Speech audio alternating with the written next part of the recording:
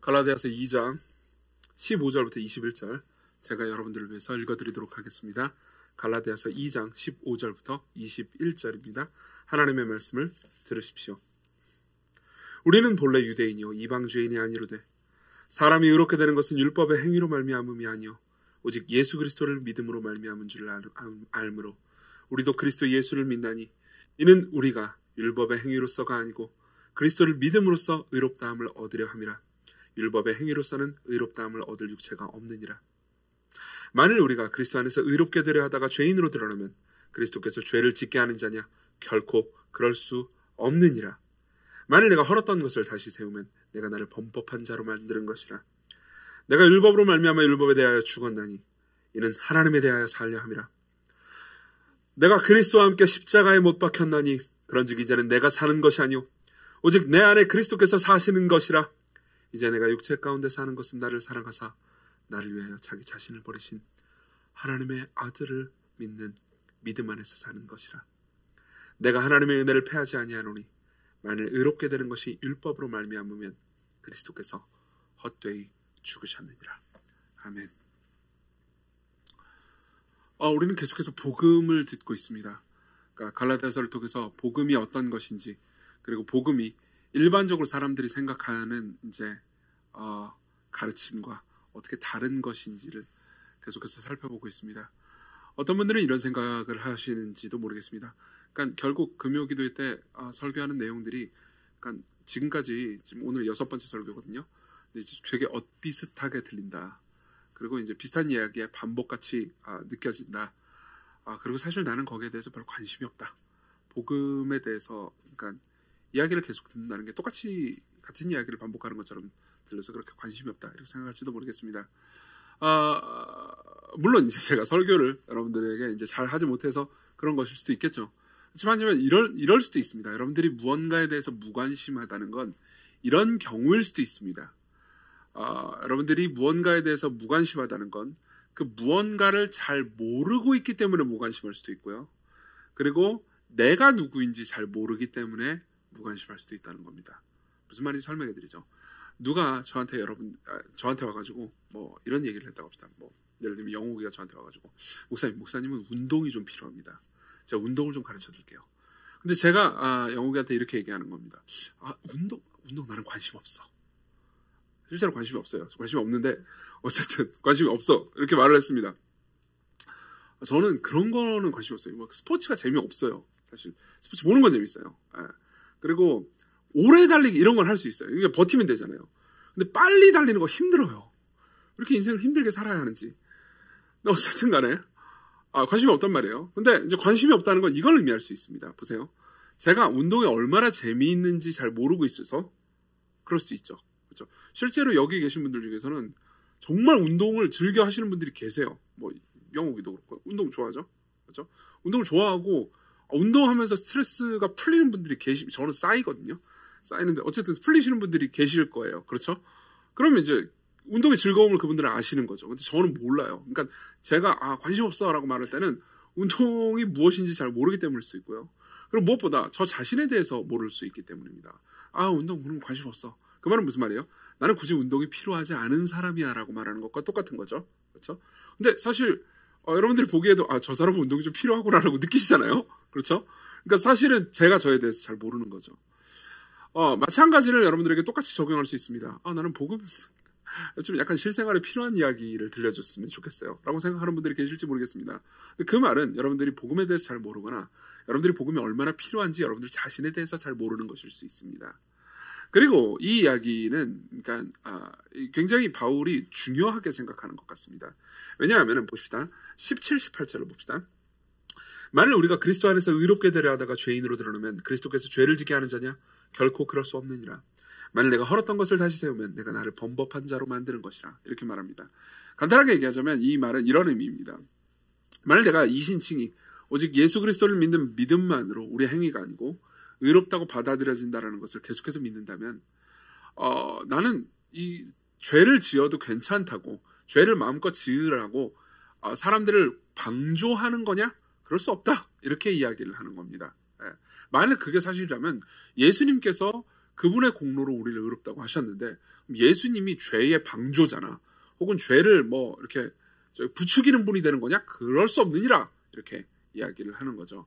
그러니까 이 말을 굳이 하는 이유는 당시에 많은 사람들이 이렇게 생각했기 때문입니다.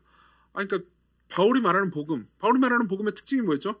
바울은 이 거짓 교사들은 이렇게 말했습니다. 예수 그리스도를 믿어라. 예수 그리스도를 믿으라는 얘기는 다 똑같이 했어요. 예수님을 믿어라. 그리고 할 수 있는 한 최선을 다해서 선한 삶을 살아라. 그러면 의롭다함을 받을 것이다. 구원을 받을 것이다. 이렇게 말했어요. 근데 바울은 반대였습니다. 예수 그리스도를 믿어라. 그러면 구원을 받을 것이다. 그리고 그렇기 때문에 선한 삶을 살아야 한다. 그러면은 사람들은 이렇게 생각하게 되죠. 그럼 선한 삶을 살 필요가 뭐가 있습니까?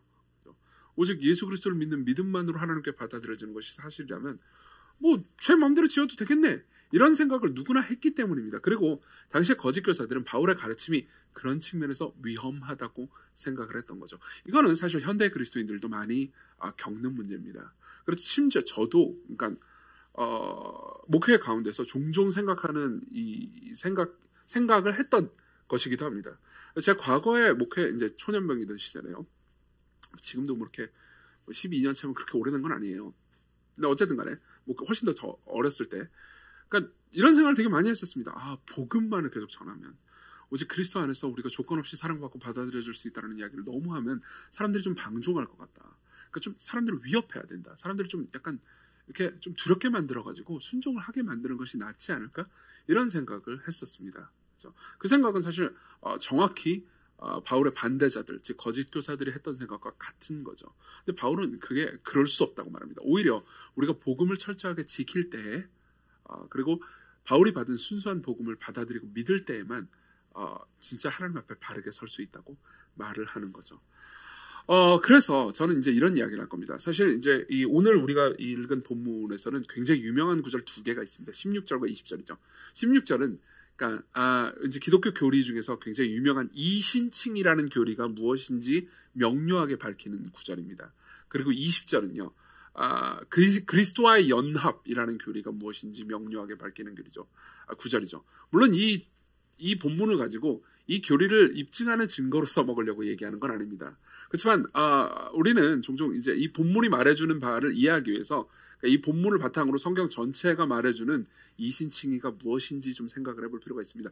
이신칭의라는 단어에 이미 익숙하신 분들도 꽤 많을 겁니다. 우리 교회 오래 다녔으면 아마 이 단어를 못 들었을 리가 없을 테니까요. 그렇지만 모르시는 분들도 꽤 계시고 그리고 좀 부정확하게 아시는 분들도 꽤 계실 겁니다. 그래서 저는 첫 번째로 이신칭의의 개념이 무엇인지, 이신칭의가 무슨 뜻인지에 대해서 간략하게 설명을 해드리겠습니다. 그리고 그 다음에 이신칭의의 적용을 얘기해드리죠. 그러니까 이신칭의가 정말 사실이라면 바울은 어떻게 변하는 걸까요? 그리고 우리는 어떻게 변하는 걸까요? 하나씩 보도록 하죠. 먼저 이신칭의의 개념을 설명해드리겠습니다. 16절은 이렇게 말합니다. 사람이 의롭게 되는 것은 율법의 행위로 말미암음이 아니요 오직 예수 그리스도를 믿는 믿음으로 말미암은 줄 알므로 우리도 그리스도 예수를 믿나니 이는 우리가 율법의 행위로서가 아니고 그리스도를 믿음으로써 의롭다함을 얻으려 함이라. 율법의 행위로서는 의롭다함을 얻을 육체가 없느니라. 이렇게 말합니다. 자, 설명을 간단하게 해드리겠습니다. 이건 이제 일종의 배경을 얘기해 줍니다. 우리 모두 죄인이고 하나님 앞에 의롭다고 여김받을 수 없는 존재다라는 것을 말해줍니다. 가정해줍니다.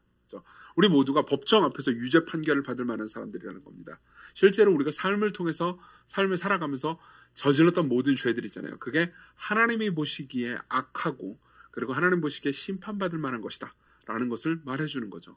근데 그러면 우리는 종종 이렇게 생각할 수 있습니다. 그럼 내가 지금까지 저질렀던 모든 죄가 하나님 앞에서 이 심판받을 만한 것이기 때문에 그럼 착하게 살면 이 모든 것들이 덮이는 거 아닌가? 라고 굉장히 나이브하게 생각을 합니다. 이 문제는 모든 사람들이 겪는 문제이기 때문에 결국은요. 마음속 깊은 곳에서 죄책감을 느끼는 문제이기 때문에 사람들은 보통 두 가지로 피합니다. 하나는 뭐냐면은 내가 죄인이라는 것 자체를 거부하는 거죠. 하나는 이겁니다. 그러니까 이거는 여러분들 중에서 만일 여러분들 중에서 아직 예수 그리스도를 믿는 믿음을 가지지 않으신 분들이라면은 이렇게 생각하시는 분들이 있을 겁니다. 기독교는 너무 죄인 얘기해. 기독교는 너무 죄의식을 자극해서 우리를 막 통제하려고 들어. 그렇게 생각하는 분들이 계실지 모르겠습니다. 그렇지만 사실상 죄의식은 우리 모두가 어느 정도 가지고 있는 겁니다. 한 세일즈맨의 죽음이라는 굉장히 재미있는 소설이 있습니다. 아서 밀러라는 그 미국의 작가가 쓴 소설이죠. 나중에 관심 있으면 읽어보십시오. 아서 밀러는 기독교인이 아니었습니다. 무신론자였어요. 근데 아서 밀러의 이 한 세일즈맨의 죽음이라는 책을 보면은, 그러니까 인간이 어떤 존재고 인간이 보통 어떤 문제 때문에 죄책감을 느끼는지에 대해서 굉장히 그러니까 섬세하게 표현된 대목이 있습니다. 거기 보면 주인공이 있어요. 주인공 남자가 있습니다. 이 사람은 잘 나가는 세일즈맨이에요. 그리고 이 잘 나가는 세일즈맨은 돈을 많이 법니다. 그렇지만 아내 몰래 간음을 저지릅니다. 그리고 아내 몰래 간음을 저지를 때 굉장히 많은 방식으로 정당화를 합니다. 뭐 아내가 결국은 뭐 나한테 그렇게 잘해주지도 않았고 나는 뭐 돈도 많이 벌고 이렇게 할 만한 존재라고 생각을 하는 거죠. 그리고 사실상 마음속 깊은 곳에서는 어느 정도 죄책감을 느끼고 있습니다. 그 와중에도 이 세일즈맨한테 그러니까 정신적으로 뭐라고 해야 될까요? 이 자기 자신을 지탱하는 근거, 그리고 자기 자신에 대해서 그래도 자존감을 느끼게 하는 근거가 있었습니다. 바로 아들이죠. 아들 비프였습니다. 아들은 이제 이 세일즈맨 아빠를 굉장히 거의 우상숭배에 가깝게 추앙합니다. 아들이 생각하기에 이 아버지는 돈도 많이 벌고 그리고 착실하고 굉장히 훌륭한 사람이다. 나도 우리 아버지처럼 되고 싶다라는 일종의 존경이 있었던 거죠. 근데 이 아들이 이제 어느 날 아버지를 만나고 싶어서 아버지가 출장 가 있는데 따라갑니다. 그러고 나서 아버지가 부정을 행했다는 것을, 간음을 하고 있다는 것을 알게 돼요. 그리고 나서 이 주인공의 뭐라고 해야 될까, 대응이 되게 재미있습니다. 분노합니다. 분노하면서 어떻게 하든, 그러니까 이렇게 얘기합니다. 네가 지금 어려서 그렇지 다 크면 알게 될 거야. 남자들이라는 게 다 이렇다고. 그러다가 막 윽박지르고 분노하기까지 합니다. 그러면서 심리가 굉장히 불안해지고 마음이 무너집니다. 왜요? 왜 그럴까요? 왜 화를 냈을까요, 아들한테? 간단하죠. 자신이 잘못했다는 걸 자신이 알고 있기 때문입니다. 끊임없이 자기 자신을 정당화했지만 나는 죄가 없어. 이런 건 죄가 아니야. 남자들은 다 하는 거라고. 라고 생각하면서 이게 죄가 아니다. 이런 걸 가지고 죄책감을 느끼면 안 된다. 그러면서 내가 죄를 저질렀다라는 것 자체를 무효화하려고 했지만 그 감각은 사라지지 않았다는 거죠. 여기 계신 분들 중에서도 뭐 자꾸 죄 이렇게 얘기하는데 이런 거에 대해서 너무 얘기하지 말라고. 왜 우리를 죄책감을 자꾸 자극하려고 하는 거야? 이렇게 생각하는 분들이 계실지 모르겠습니다. 하지만 죄책감을 자극하는 건 성경이 아닙니다. 여러분들이 죄책감에 대해서 거부하거나 거절한다 하더라도 여러분들은 분명히 이 순간을 맞이하게 됩니다. 여러분들이 홀로 있을 때, 여러분들이 무언가 잘못했다고 느끼는 그 지점들. 사람들 앞에서는 솔직히 센 척했지만 사실 내가 아무것도 아니고 내가 사람들 앞에서 괜찮은 존재처럼 연기를 하긴 했지만 나는 위선자에 불과하다라는 것을 내가 누구보다도 더 잘 아는 시점들이 있을 겁니다. 여러분들은 그런 시간을 피할 수 있습니까? 피할 수 없을 겁니다. 한편으로 여러분들이 이렇게 도피하기도 하지만 여러분들 중에서 어떤 사람들은 이렇게 도피할 수도 있습니다. 내가 뭐 잘못을 했지. 그러면 내가 착한 일을 함으로써 덮으면 되잖아. 그렇지만 이것은 정당한 방식도 아니고 옳은 방식도 아닙니다. 생각해 보십시오. 어떤 살인마가 있습니다. 이 사람이 사람을 죽였습니다. 그러고 나서 이걸 내가 덮어야겠다. 착한 의미로. 그러면서 많은 봉사활동들을 한다고 합시다. 그렇다고 해서 이 사람이 저지른 죄가 없어집니까? 판사가 와가지고 네가 그래도 착한 일을 많이 했구나. 그럼 너는 살인죄가 무효. 이렇게 말할 수 있겠습니까? 여러분들이 그런 판사를 본다면 그 판사를 나쁘다고 말할 겁니다. 마찬가지입니다. 하나님께서는 거룩하시고 공의로운 판사이시기 때문에 우리가 착한 일을 했다고 해서 우리가 저지른 나쁜 일을 덮으실 수는 없습니다. 그럼 이 문제에 있어서 많은 사람들은 어떻게 합니까? 죄를 거부하거나 아니면 죄를 선행으로 덮으려고 합니다. 그리고 이 모든 시도들을 가리켜서 성경은요, 그러니까 행위로 의롭다함을 받으려고 하는 시도라고 말하죠. 행위로 내 율법을 지킴으로써 의롭다 하는 시도라고 말합니다. 그렇지만 사도 바울은 그것이 불가능하다고 말해줍니다. 그러면서 오직 예수 그리스도를 믿는 믿음만으로 의롭다 여김 받는다는 거죠. 이게 바로 이신칭입니다. 근데 이신칭에는 몇 가지 측면들이 있습니다. 이걸 여러분들이 두루 아셔야 되기 때문에 세 가지를 하나씩 빠르게 얘기해 드리겠습니다. 첫 번째, 칭의에는요, 사죄와 전가라는 두 국면이 있다는 겁니다. 말이 좀 어렵죠? 설명해 드릴게요. 사죄와 전가. 사죄는 이겁니다. 내가 죄를 저질렀잖아요. 저지른 모든 죄가 그리스도께서 그 모든 죄를 가지시고 십자가에 못 박혀 죽으심으로써 그 모든 죄를 용서했다는 겁니다. 내가 저지른 모든 죄를 무효로 만들었습니다. 이게 사죄예요. 전가는 더 아름답습니다. 전가는 이겁니다. 생각해보십시오. 내가 죄를 안 저질렀다고 해서 의인인 건 아닙니다. 맞죠? 학생이 나쁜 짓을 했다. 그럼 나쁜 학생이죠.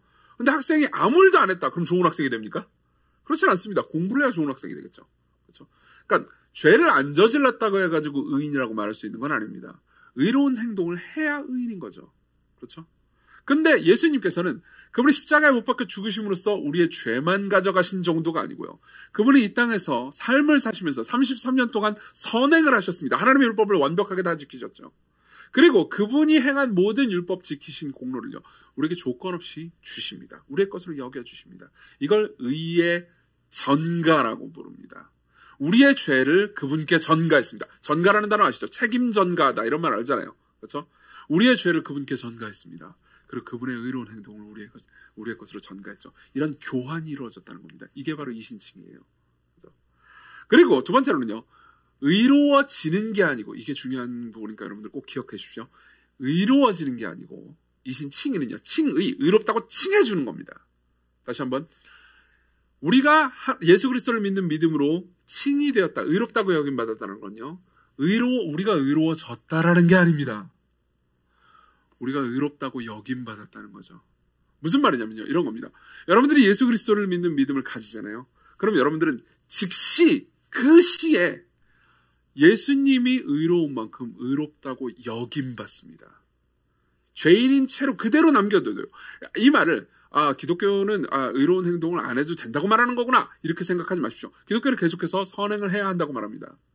여러분들이 계속해서 믿은 이후에 선행을 행해야 된다고 말합니다. 그리고 선행을 많이 행하면서 예수 그리스도 닮은 인격으로 변해가는 것이 우리의 목표입니다. 그렇지만 칭의는요, 예수 그리스도를 믿는 믿음을 가지는 그 즉시 예수님만큼, 하나님 눈에 보기에는요, 예수님만큼 의롭다고 여김받는다고 말해줍니다.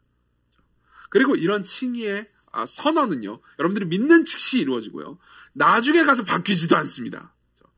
지금 여러분들이 예수 그리스도를 믿는 믿음을 가지고 있잖아요. 그러면은 그 믿음으로 여러분들이 의롭다함을 받는데, 여러분들이 이 땅에 살면서 좀 죄를 많이 지었다 하더라도 나중에 지었다 해서 나중에 심판 때, 야, 너 죄를 많이 지었구나, 믿긴 했지만 무효, 너는 죄를 많이 지었으니까 믿은 이후의 죄는 네가 물어야 돼, 이런 식으로 바뀌지 않습니다.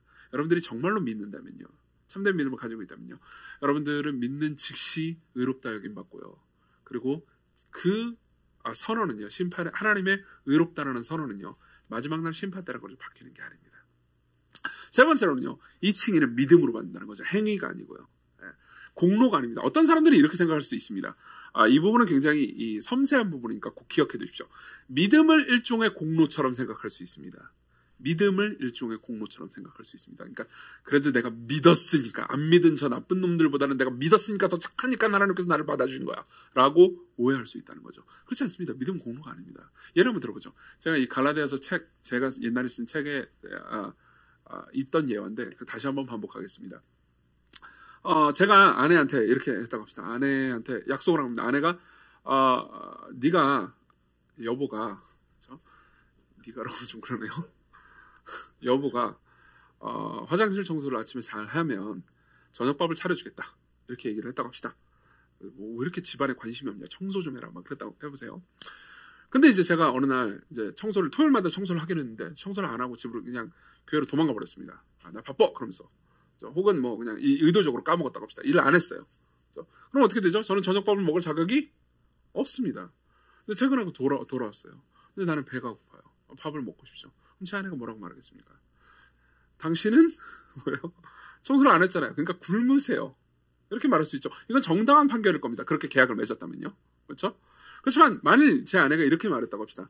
아내가 제가 이제 화장실 청소를 안 하고 그냥 가버렸어요. 그러고 나서 아내가 그 모든 광경을 보면서 찌찌찌찌 하면서 본인이 화장실 청소를 다 했다고 합시다.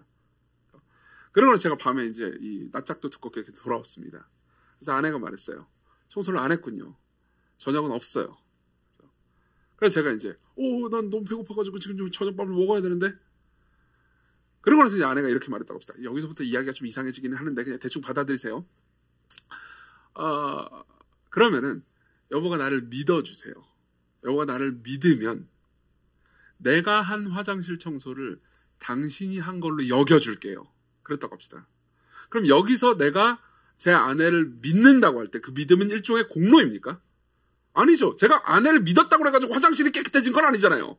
그렇죠? 아내가 화장실 청소를 했기 때문에 화장실이 깨끗해진 겁니다. 제 믿음은 화장실이 깨끗해지는데 아무런 기여를 한 게 없어요. 그냥 선물을 받은 거죠. 따라서 믿음은 공로가 아닙니다. 이 말은 이걸 가르쳐 줍니다. 우리는 아무 공로 없이 있는 모습 그대로 그분께서 베푸시는 은혜를 두 손으로 받아들였을 때 그저 조건 없이 받아들여졌다는 것을 얘기해 주는 거죠. 그래서 이 신칭이는요, 은혜롭습니다. 받을 자격이 없는 죄인들에게 조건 없이 사랑을 베풀었다고 말하죠. 은혜롭습니다. 그리고 이것을 깊이 잘 생각해 보십시오. 이걸 깊이 잘 생각할 때 여러분들은 몇 가지 적용들을 생각할 수 있을 겁니다. 자, 이 신칭의 적용으로 넘어갑니다. 적용을 이걸 또 몇 가지로 정리해가지고 여러분들에게 말씀드리겠습니다. 첫 번째로는 이건 일종의 배경이 될 겁니다. 모든 사람들은 의를 좇는다는 거죠. 의로워지고 싶다는 거죠. 의롭다고 여김받기를 원한다는 겁니다. 이거는 사실 사람들이 경험하는 많은 경험 가운데서 그러니까 죄책감을 느낄 때의 경험으로 많이 입증이 됩니다. 마틴 스코세지라는 감독 아실 겁니다. 아시죠? 굉장히 제가 이제 봤던 거는 이제 갱스 오브 뉴욕 이런 영화 아주 좋았죠. 그리고 아이리시맨 모르세요? 하여튼 위대한 영화 감독이 있어요. 뉴욕에 굉장히 탁월한 엄청난 영화 감독이에요. 그러니까 굉장히 탁월한 명작들을 많이 양산하는 감독입니다. 근데 이 마틴 스코세지는 자기 영화를 안 본대요. 편집 다 끝나가지고 넘기잖아요. 그럼 자기 영화를 더 이상 안 본다는 겁니다. 절대 안 본대요. 왜 안 봅니까? 라고 인터뷰하는 사람이 물어봤어요. 이렇게 대답했습니다. 그래서 보면요, 흠이 너무 많이 보이는 거예요. 흠이 너무 많이 보이는 거예요. 여러분들은 이 감각을 아실 겁니다. 여러분들의 무언가를 보고 싶어하지 않는 경우가 있습니다. 그래서 저 같은 경우는 어떨까요? 저는 거울을 보기 싫어합니다. 저는 거울이 진짜 싫어요. 거울을 안 보고 싶어요. 제 방에 거울이 있긴 있어요. 있긴 있는데 예전에는 제 그 사무실에 거울이 없었습니다. 웬만하면 거울을 보고 싶지 않아요. 물론 이제 이거를 물론 이제 이렇게도 보통 사람들한테 얘기할 때 이렇게 합니다. 저도 여러분들도 저처럼 못생겨 보세요. 그럼 거울 보기 싫어질 거예요. 이런 식으로 말을 해요.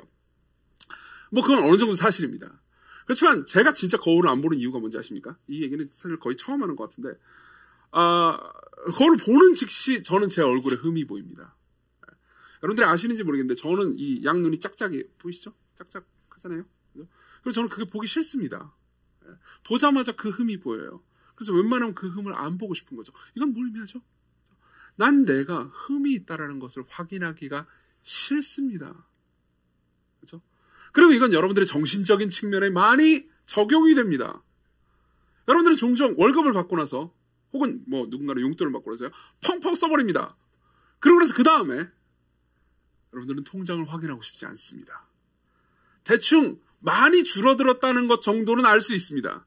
그렇지만 정확히 얼마나 줄어든지 내 눈으로 확인하면서 비참하고 싶지는 않습니다. 그렇죠? 그리고 그것까지는 그냥 애교로 봐줄 수 있다고 합시다. 거울을 보고 싶다거나 이런 거는. 여러분들은요, 그러니까 종종 여러분들의 마음이 적나라하게 들키는 걸 싫어합니다.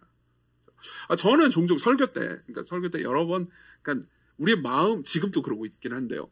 마음이 어떻게 움직이는지를 집어서 죄가 어떻게 움직이는지를 설명하고 그래서 여러분들을 회개로 초대하는 걸 좋아합니다. 그래서 성경이 가르치는 가르침의 빛 아래에서 우리 마음이 어떻게 움직이는지를 얘기해 주죠. 근데요, 종종 이럴 때가 있습니다. 개인적으로 상담을 할 때요. 개인적으로 상담할 때 상대방이 무슨 생각을 하고 자기가 이제 어떤 분노가 있고 어떤 슬픔이 있고 이런 얘기들을 저한테 하지 않겠습니까? 그럼 저는 종종 설교 때도 그렇게 하기 때문에 마음을 분석하는 걸 시도합니다. 사실상 네가 지금 이런 상황에서 이런 부분에서 이런 식으로 자기 의를 내세우기 때문에 이런 생각과 마음과 이런 것들을 하고 있는 게 아닐까라고 질문을 던지는 거죠. 물론 그런 것들을 굉장히 좋아하는 분들도 많이 있습니다. 내 문제가 뭔지 알았다. 그러면서 회개할 수 있게 도와주니까요. 그렇죠. 굉장히 쓰리고 아파하는 사람들이 있습니다. 그리고 그 쓰리고 아파하는 그 감정을 저한테 분노로 표출하는 경우도 많습니다. 저한테 분노한다고 그러면 제가 꼭 저도 왜 내가 너의 정확한 이 문제를 짚어줬는데 왜 나한테 분노하니? 이렇게 생각하지는 않습니다. 옛날에는 그렇게 생각했어요. 옛날에 이 나의 명석한 분석을 듣고도 화를 내다니 이 완악하고 타락한 놈아 이런 식으로 속으로 생각했었어요. 그렇지만요, 보십시오. 우리는 알고 있습니다. 저 자신도 알고 있어요. 저 자신도 제가 들통나는 게 싫습니다. 제가 또 보여지는 게 싫습니다. 왜요? 우리가 완벽한 모습을 보고 싶거든요. 우리 모두 정당화를 원합니다. 우리 모두 내가 정당화되기를 원합니다. 여러분들이 약속 시간이 늦었습니다. 그럼 여러분들은요, 내가 왜 약속 시간에 늦을 수밖에 없었는지를 정당화시키기 위해 무언가를 말합니다. 왜 그렇습니까? 내가 틀렸다라는 것을 받아들이고 싶지 않기 때문이죠. 이거는요, 아담과 하와가 처음 범죄했을 때 느꼈던 그 감정이기도 합니다. 여러분들이 창세기 3장으로 가본다면요, 아담과 하와가 범죄하고 나서 그 다음에 부끄러움을 느끼고 옷을 만들어서, 무화과나무 잎으로 옷을 만들어서 입었다는 것을 확인할 수 있습니다. 이건 대단히 상징적인 거예요. 그 전에는 자기 자신을 볼 때, 자신의 몸을 볼 때, 자기 자신의 영혼을 쳐다볼 때 부끄러움이 없었습니다. 그렇지만 흠과 결함이 생겼다는 것을 발견하게 됐습니다. 그리고 그 다음에 어떤 문제가 생기죠? 단순히 옷을 만들었다는 게 문제가 있는 게 아니에요. 그러니까 뭐 죄를 저지르기 전에는 의복 생활을 안 했는데 죄를 저질러가지고 우리가 어쩔 수 없이 옷을 입게 되었다. 이런 의미가 아니에요. 죄를 저지르고 나서 인간은요, 인간을 보는 게, 자기 자신을 보는 게 싫어진 겁니다. 여러분들도 그걸 느끼지 않나요? 여러분들도 내 자신이 적나라하게 파헤쳐지는 게 싫지 않습니까?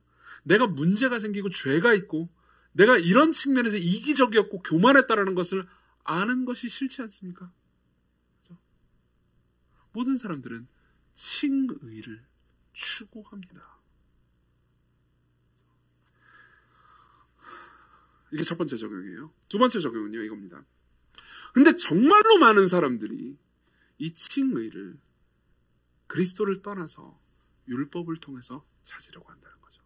율법을 통해서 찾으려고 한다는 거죠. 다시 본문을 봅시다. 16절. 사람이 의롭게 되는 것은 율법의 행위로 말미암아 되는 것이 아니라는 겁니다.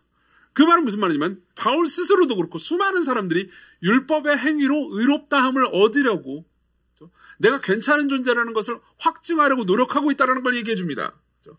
오직 예수 그리스도를 믿는 믿음으로 말미암은 줄 알므로 우리도 그리스도로 예수를 믿나니 우리가 율법의 행위로서가 아니고 그리스도를 믿음으로써 의롭다함을 얻으려 함이라. 율법의 행위로서는 의롭다함을 얻을 육체가 없느니라. 율법의 행위로 안 된다를 세 번이나 강조합니다. 그렇죠? 그리고 나서 17, 18절을 넘어가서 19절, 내가 율법으로 말미암아 율법에 대해서 죽었나니. 이 말은 무슨 말인지 아십니까? 내가 율법을 통해서 의롭게 되려고 시도하는 걸 끝냈다는 겁니다. 나는 더 이상 율법을 통해서 내가 괜찮은 존재고 의로운 존재라는 걸 확인하려고 하는 시도를 끝냈다는 겁니다. 나는 더 이상 율법을 통해서 의롭게 되는 것이 안 된다는 걸 알았기 때문이죠. 이는 하나님에 대해서 살려 함이라. 무슨 말입니까? 내가 율법을 통해서, 그러니까 계속해서 내 선행을 통해서 내가 괜찮은 존재임을 확인하려는 시도는 결국 내가 하나님을 향해서 살아가고 하나님을 사랑하고 하나님과 더불어서 관계를 맺는 것을 실패하게 만든다는 겁니다. 이게 도대체 무슨 말일까요? 설명해 드리겠습니다. 플래너리 오코너라는 기독교인이 있습니다. 이 사람은 미국의 굉장히 유명한 소설가예요. 이 사람의 소설이 우리나라 말로도 번역이 된 게 꽤 있습니다. 거기 보면요, 이제 그 소설 중에 하나가 현명한 피라는 소설이 있습니다. 관심 있으면 꼭 한번 읽어보십시오. 이 사람은 제 생각에는 기독교 문학 중에서 굉장히 탁월한 문학입니다. 거기 보면 이제 어떤 한 캐릭터가 있어요. 그리고 그 캐릭터에 대해서 플래너리 오코너가 묘사를 하는 기가 막힌 장면이 있습니다. 그리고 그 묘사의 끝부분에 이런 말이 나옵니다. 들어보십시오. 이 말이 얼마나 우리의 패부를, 우리의 마음을 찌르는 말인지 한번 생각해 보십시오. 그 캐릭터는요, 그 등장인물은요, 그는 예수 그리스도를 피하기 위해 죄를 피하고 있었다. 잠깐만요. 이거 뭐 잘못 쓴 게 아닐까요? 예수 그리스도를 피하기 위해 죄를 짓고 있었다를 잘못 쓴 게 아닐까요? 아니에요. 예수 그리스도를 피하기 위해 죄를 피하고 있었다는 거죠. 이게 무슨 말일까요?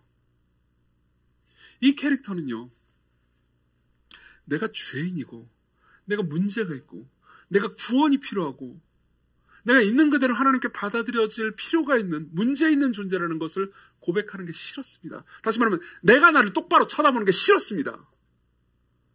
그래서 어떻게 해요?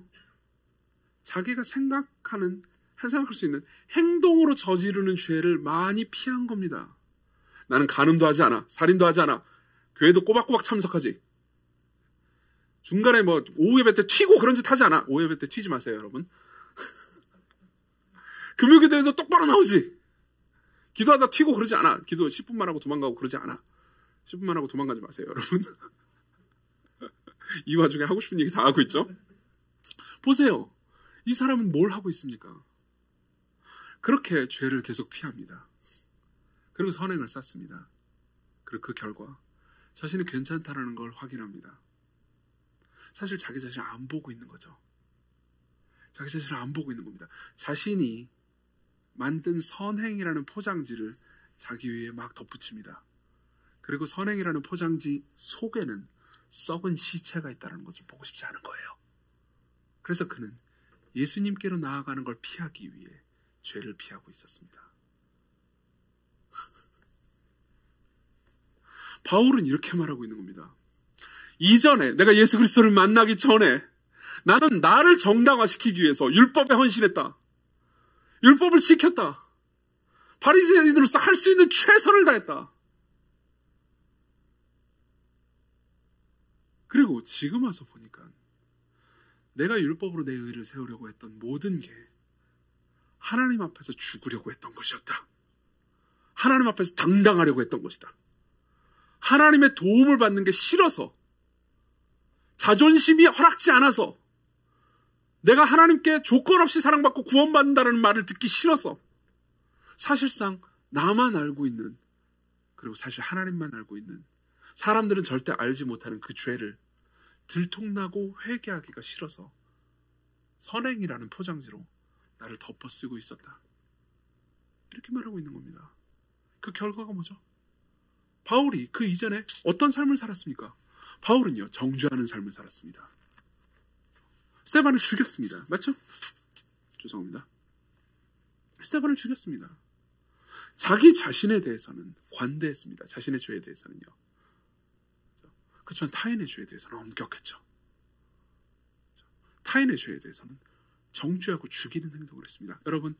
여러분들이 예수 그리스도를 피하기 위해서 죄를 피하잖아요. 여러분들은 죄를 피하는 선행을 행하는 여러 가지 껍데기에 좋은 것들을 행할 수 있습니다. 그렇지만 여러분들이 그리스도께로 여러분들의 자신의 삶을 맡기는 일을 하지 않고 믿음으로 살아가는 삶을 포기하고 자기 자신을 보면서 회개하는 삶이 없이 여러분들의 선행과 여러분들이 봉사 같은 걸 쌓아오려고 하잖아요. 그럼 여러분들은요, 남의 죄에 대해서는 칼같이 지적하고 아주 날카롭고 정죄하는 정신을 가진 동시에 자기 자신에 대해서는 한없이 관대한 사람이 됩니다. 그리고 여러분들의 율법을 지키는 행동은요, 두려움과 분노 때문에 지키는 것이 됩니다. 기쁨과 사랑으로 지키는 게 아니에요. 기쁨과 사랑으로 지키는 게 아니에요. 그럼 어떻게 기쁨과 사랑으로 지킵니까? 20절을 봅시다. 세 번째입니다. 우리가 그리스도 안에서의 의를 가진다는 거죠. 20절은 너무 아름다운 구절입니다. 같이 한번 읽어봅시다. 시작. 내가 그리스도와 함께 십자가에 못 박혔나니 그런즉 이제는 내가 사는 것이 아니요 오직 내 안에 그리스도께서 사시는 것이라. 이제 내가 그 육체 가운데 사는 것은 나를 사랑하사 나를 위하여 자기 자신을 버리신 하나님의 아들을 믿는 믿음 안에서 사는 것이라. 자, 여기서 바울은 놀라운 고백을 합니다. 바울은 이렇게 얘기합니다. 나는 더 이상 내가 아니다. 나는 물론 죄인이다. 나는 쓰레기 같은 존재다. 내가 정말 쓰레기 같은 존재인 이유는 내가 악행을 일삼았기 때문이 아니다. 내 안에 있는 교만을 선행으로 덮을 정도로 위선자였기 때문이다. 그리고 사실상 그 교만이 내가 그 전에 사람들을 보면서 지적했던 난봉꾼들이나 사기꾼들이나 도둑질하는 사람들의 악행보다 훨씬 더 나쁜 죄였다. 여러분 그걸 아십니까? 마귀는요 우리 안에서 교만이라는 죄가 자라게만 할 수 있다면 교회 예배를 꼬박꼬박 잘 참석하고 여러 가지 봉사로 선행으로 여러분들을 치장하는 것 정도는 얼마든지 용납해 줄 수 있습니다. C.S. 루이스의 말이에요. 바꿔서 말해볼까요? 마귀는요 우리 안에 교만이라는 암덩어리가 자라게만 만들 수 있다면요 동상 따위는 얼마든지 고쳐줄 수 있는 거죠. 바울은 그걸 깨달았습니다. 바울은 자신의 행위와 의로 자신이 괜찮은 존재다라는 거 스스로를 정당화하는 시도를 포기했습니다. 그럼 어떻게 됐습니까? 이제 자기를 위해서 죽으신 분을 봅니다. 자기를 위해서 죽으신 분을 봅니다. 그분이요 이렇게 말씀하셨어요. 내가 너다. 내가 너다. 내가 너와 연합했다. 나는 죄가 없지만 내가 너와 연합해서 내가 죄인 취급을 받았다. 십자가에서 내 사랑하는 아버지가 나를 끔찍한 강간범, 위선자, 도둑놈처럼 취급하셨다. 나는 그런 일을 한 적이 없지만 나는 너와 연합해서 너의 죄를 내 것으로 삼았다. 내가 너를 사랑했기 때문이다. 그리고 너는 나다. 내가 한 모든 선행이 너의 것이니라. 이제 네 안에서 사는 건 네가 아니다. 나다.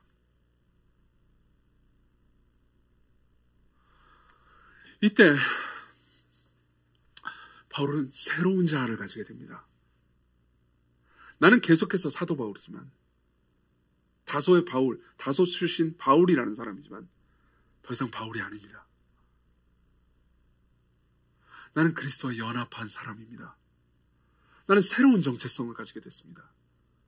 아직도 감이 잡히지 않으시는 분들을 위해서 예를 하나 들겠습니다. 이 예가 역사적으로 진짜 있었던 예인지 아닌지는 확인할 길이 없습니다. 누군가는 전설이라고 말하고 누군가는 역사라고 말하지만 저는 신빙성 있는 이야기인 것 같습니다. 아우구스티누스의 이야기입니다. 아우구스티누스는 4세기 교부고 굉장히 훌륭한 목회자였습니다. 제가 제일 좋아하는 누군가의 표현에 따르면 이정교의 최애캐는 아우구스티누스라고 얘기하는 경우가 있는데 맞습니다. 고백록을 전 10번도 넘게 읽었습니다. 아우구스티누스는요 4세기의 목회자였지만 그 이전에 이제 회심하기 전에는 사실상 거의 성 중독자나 다름없는 사람이었습니다. 그 스스로 고백한 내용입니다. 그리고 나서 지금부터가 이제 전설일 수도 있는 이야기지만 뭐 전설이든 뭐든 상관없습니다. 진리를 잘 예증해 주니까요. 아우구스티누스가 변화됐습니다. 회심했습니다. 그분이 그리스도와 연합한 삶을 누리고 있었습니다. 그리고 예전에 만났던 어떤 여성을 만났습니다. 길거리에서 마주치게 됐어요. 그 여성이 다시 아우구스티누스를 유혹하려고 했습니다. 그 여성이 아우구스티누스한테 말했습니다. 나예요, 아우구스티누스. 근데 아우구스티누스는 더 이상 유혹받지 않았습니다. 아우구스티누스가 그때 난 유혹받지 말아야 돼, 열심히 노력해야 돼, 그렇게 말한 게 아니었어요. 뭐라고 말했는지 아십니까? 나는 내가 아니에요. 무슨 소리죠? 나는 아우구스티누스가 맞긴 하지만 나는 전에 당신이 알던 그 사람이 아닙니다. 나는 전에 당신이 알던 그 사람이 아니에요. 나는 그리스도와 연합했습니다. 나의 정체성은 과거의 죄인으로 머물러 있지 않아요. 순결하신 분이 나와 합치셨어요. 완벽하게 의로우신 분이 내가 네 안에 있고 네가 내 안에 있다. 내가 너다 라고 말씀하셨어요. 그렇기 때문에 나는 더 이상 과거의 내가 아닙니다. 내 외모는 과거에 봤던 나랑 당신이 봤던 나랑 똑같은 사람일지 모르겠지만 이제 나는 완전히 다른 사람입니다. 이게 무슨 말인지 이해되십니까? 실천적으로 두 가지만 말씀드리겠습니다. 첫 번째, 오늘 뭐 첫 번째, 두 번째, 세 번째 엄청 많이 하죠. 첫 번째, 그리스도 안에서 여러분들이 어떤 존재인지 확인하십시오. 이걸 이렇게 표현해 보겠습니다. 여러분들이 여러분들 스스로를 볼 때요, 여러분들이 생각했던 것보다 훨씬 더 악하게 보는 동시에 여러분들이 생각했던 것보다 훨씬 더 귀하게 스스로를 여겨주십시오. 얼만큼 귀하게 여겨야 되냐면 예수님만큼 귀하게 여러분들을 여기셔야 됩니다. 여러분들이 그리스도 안에 있다면요. 그리고 사탄만큼 여러분들을 악하게 여기십시오. 내 안에 있는 죄는, 내 안에 있는 교만은, 내가 실제로 무슨 파렴치 범죄 같은 것들을 저지른 적이 없다 하더라도 내가 하나님과 같아지고 싶어하는 내 마음의 교만은 사탄과 같아.